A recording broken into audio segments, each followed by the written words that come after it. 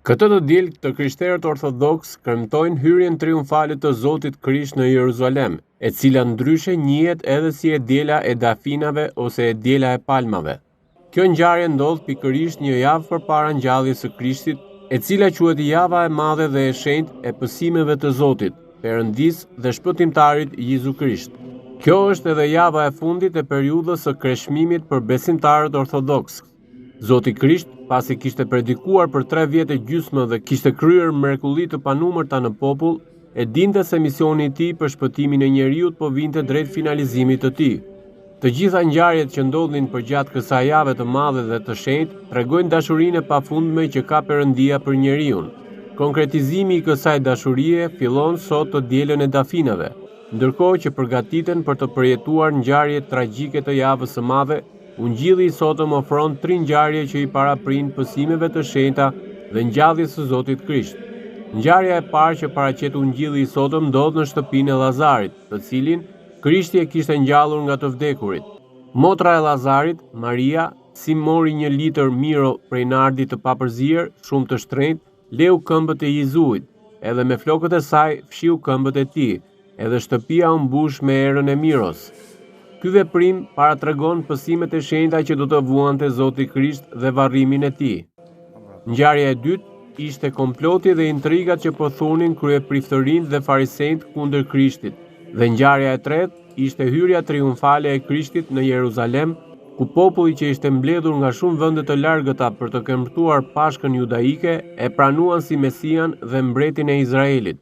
Zëri i popullit judaik mbushte rrugët e qytetit të shenjtë, duke brohoritur: Hosana, i bekuar është ai që vjen në emrin e Zotit, mbreti i Izraelit. Zoti Krisht hyn në mënyrë triumfale në Jeruzalem. Ai nuk përdori as pushtetin politik, as pushtetin ekonomik, as pushtet ushtarak, por për ulësi, pasi ndryshe nga pushtetarët e botës që hynin me kal, ai hyri me pulisht gomareje. Ai mori mëkatet tona që të na i fal ato. Ai shkatërroi pushtetin e ferrit dhe fitoi mbivdekjen.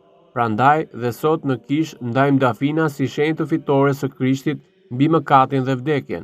E diela e dafinave lajmëron fitoren e mbretërisë së Perëndis. Hyrja e Krishtit në Jeruzalem është një hyrje martirike për në jetën pa mbarim drejt Perëndis. Edhe për pak ditë do të martirizohet dhe do të vdes në kryq, për të mposhtur vdekjen dhe për të dhuruar jetën me ngjalljen e tij.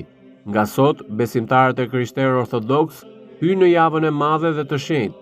Dhe me të drejtë kjo javë quhet e tillë, sepse duke filluar nga dita e djeshme ku festuan ngjalljen e Llazarit dhe sot ku kremtojnë hyrjen triumfale të Krishtit në Jeruzalem dhe me ngjarjet që do të pasojnë në ditën e vijim, ata marrin pjesë në ngjarjet e dhimbshme dhe të tmerrshme në pësimet e Zotit që kulmojnë me kryqëzimin dhe me vdekjen e Zotit Krisht mbi kryq. Por mbi të gjitha, ata marrin pjesë në ngjalljen shpëtimtare të Krishtit. Shërbesat do të fillojnë që sot. Të hënën dhe të martën mbasdite quhen shërbesa e dhëndërit, për të vazhduar të mërkurën me misterin e efqelis, shenjtërimi i vajit, të njëjtën e madhe ku do të lexohen 12 ungjit dhe do të përshkruhen ngjarjet tronditëse të tradhtisë, të arrestimit dhe të kryqëzimit të Zotit, ndërsa të premten e madhe do të kryhet procesi i daljes së epitafit në rrugët e qytetit, dhe ky rrugtim do të ketë si destinacion final ngjalljen e ndritshme të Krishtit të dielën e Pashkës.